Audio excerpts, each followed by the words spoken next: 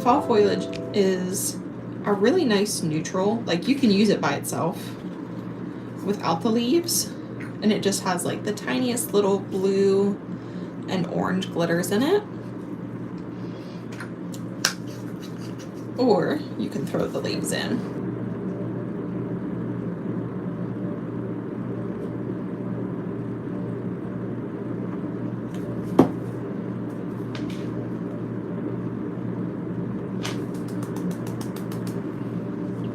And on dip 1 of fall foliage, you don't get much. You just get like this really pretty like nude base color with some small glitters in it. There's like little shards of blue and little orange glitters, and then there's like a fine gold glitter. But the base of this reminds me of satin sheets a little bit, like the color. If you're looking for like a comparison of the base color. Okay. So on dip number 2, I'm going to shake this to try to get more of the glitters and the little blue shards to come to the top so we can get more of those on dip number 2. And again, this is more like satin sheets, so the base color is kind of like transparent-esque.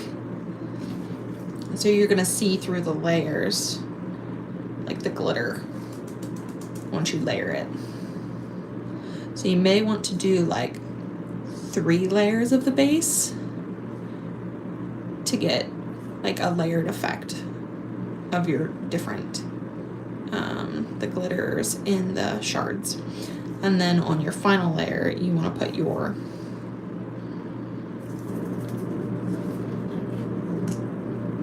leaves. I don't know why I couldn't find what that word was. Leaves. Okay, we're going to do 3 dips on this. The base is very thin, so I'm okay with doing 3. And I want to pick up more of these little glitters and shards.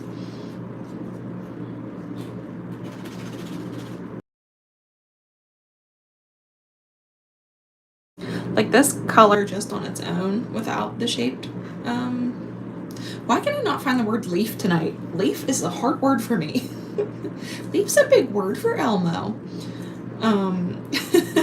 Just this glitter mixed on its own without the leaf glitters is really pretty. So for our little shaped glitters, I like to take them, that one just flung clear across the room. I'm never gonna find that. I like to take them and like put them on the end of like a brush and like kind of wrap them around the brush a little bit and press to try to get like a nice curve to them. And if that doesn't work, then you can kind of like just pinch them and create a curve yourself. I don't know if that even worked. Oh, there was 2 there. There were 2. And then there were 2. They multiplied. In my hand? Ew. There. So I just like pinched it to like bend the side a little bit. You know how like you kind of curl a ribbon? You can kind of do that with these. Like you kind of take your fingernail and kind of scrape it to like create a little curve.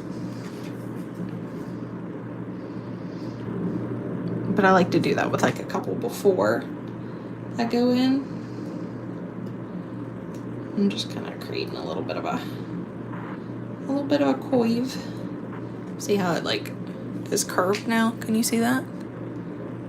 Compared to like, you can even see it's like curled up on the table now versus like a flat one.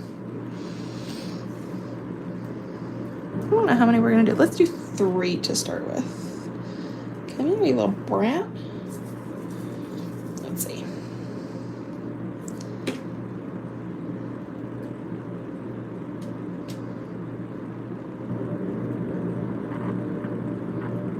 Honestly, curling it with my fingernail is working better than the brush, because I think these are pretty thin glitters. So if you have a thicker glitter, wrapping it around a brush works better because it holds the shape.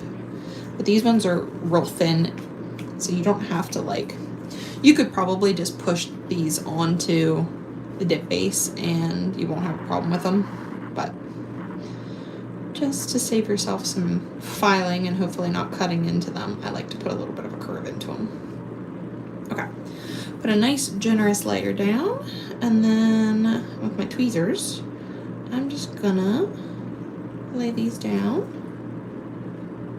and press them down flat.